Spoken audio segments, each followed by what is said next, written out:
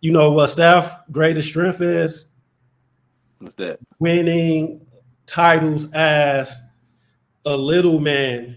Yep. He's making that pure PG obsolete. You a pure PG. You can't be no shade to Chris Paul. You can't be him being the best player of a championship team. Steph showed that I'm gonna make people better off of scoring. So we would rather have the scorer that can average 30 in the sleep and make his teammates better versus like, okay, I'm going to make this pass over here. I'm going to make my teammates better over here. But when it comes down to that closing times, the majority of PGs fall short due to their height. They don't have the combination of shooting and dribbling. Is either you got to play with the ball or you got to be a set shooter. Steph can do all of that. All of that. Greatest value is changing the hierarchy and value of it's better to score, but get the feel of the game, the flow of the game, and sensing what the team needs outside of like, okay, I'm a pure PG.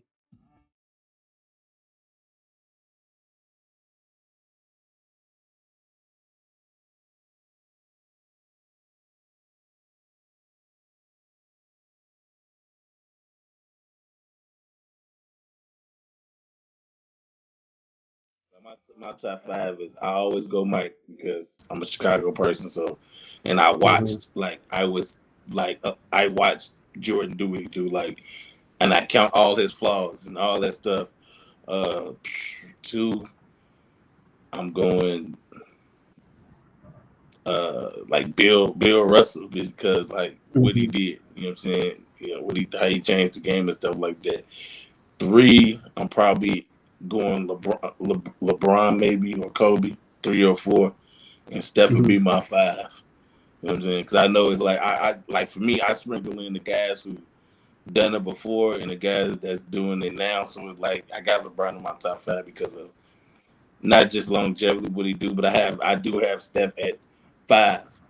And that could change. I mean, I'm like Stephen A. Smith. It could, it's fluid. It could switch. It could be anything. So that's my top 5.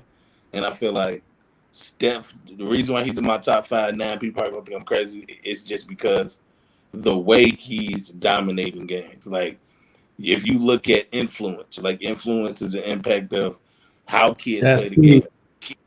That's Kids key. like the kids want to be Steph now. You don't hear kids singing the Like Mike song. Kids are literally walking in gyms and pulling up from half.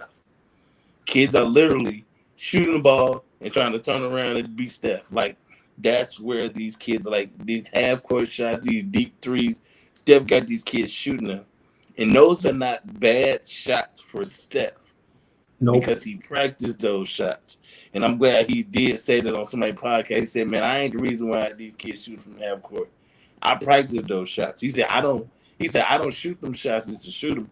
He said, "I shoot them because it could happen in the game where it's like somebody poked the ball and it's 3 seconds on the clock and I have to pull from half to get the shot off, or last second situations or shot clock situations or whatever." So he shoots them weird angle, like weird shots because he's practicing for when the shot clock go down, when it's the end of a quarter, like he ain't gonna be on balance. He trying to figure out the best way to get the shot off because he is 6'2", and he practiced though. So I'm glad he does show his pregame workout. So that's the Mm-hmm. reason why I have him where he is because he literally changed the way kids are walking in gym. Kids who walk in the Now gym, here's my right?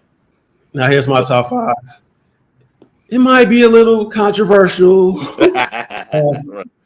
People probably want to bug out on these names and the order and all of that.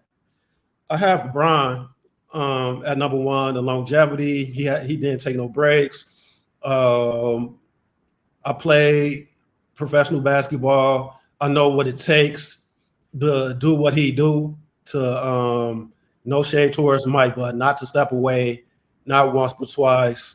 Um, Also, just sticking with the grind, he went to 10 total finals. He got 4 chips, all in like different organizations. He broke Kareem's record, all of that, and it's all around greatness and statistics.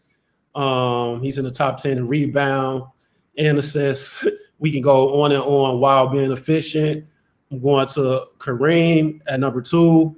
If you look at his resume, you can't really argue his resume from high school, Right. college, into the pros. He has 6 rings as well, played 20 years. And I think I like athletes to compete, keep plugging in year after year, season after season, and yeah, just go forward. Just look at his resume, guys. I'm not tweaking at all. Mike at 3. He was the first global athlete. He saved the NBA, grabbed the baton for Magic and Bird. Very epic runs in Chicago with the game winners against Utah, capturing his first title against Portland, learning how to win, accepting coaching from Phil Jackson, where he was a stat monster until he translated that to I don't want to score damn near 40 per game. I have to slow down. I have to make simple minor adjustments to trust my teammates. And he's undeniable. He's the reason why the NBA named the MVP award after him. Put in that work. I have Shaq at number 4, most dominant. You can't be the most dominant at something. Then looking at some of these lists, ESPN, I think at him at 9. Total disrespect. I seen him at his peak. Nobody was guarding Shaq, and he had the nerve to be that big, that heavy, had the nerve to have footwork, fundamentals in the post, and level up in the playoffs, has a 3-peat. To I don't know why people front on Shaq. It might be as a whole, society does not like big men and centers, so we just put them anywhere, like not in the top 5. They can never be the greatest. Look at Shaq's stats. Right. just look. He's no. So I get him at 4. The crux of it all, why Steph Curry is top 5, we're going to have Magic lovers. I love Magic. He was the first point guard to do amazing things at 6'9", bringing up the floor. Pure PG, if you look into the book of basketball, learning how to be a point guard, you will look at Magic, how you exactly to be magnanimous to teammates, make them greater than they are, or the sum of their parts. That's what Magic did. He brought out Big Game James. He got Kareem his touches in pocket so he can still dominate. While he did what a traditional point guard does, was eventually close. The greatest Laker of all time for me. I don't know, just the overall leadership where Steph changed the game. Right. He makes others better by dominating. He literally has the floor stretched out to the logo 3. That gives other players opportunities like Wiggins to cut to the basket or get the widest open 3 if he decides to shoot it. Or, you know what, let me take this step in. Or when Iguodala was on the team and got that finals MVP. If it wasn't for Steph pushing out that defense and having everybody like focus, it's a difference watching him play. He shoots the ball. He's a scorer for sure. But how he dominates is still sort of point guard like. He gives his teammates so many open shots.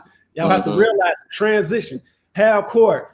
Deladova is documented almost died chasing this man around. I never heard no crap like that.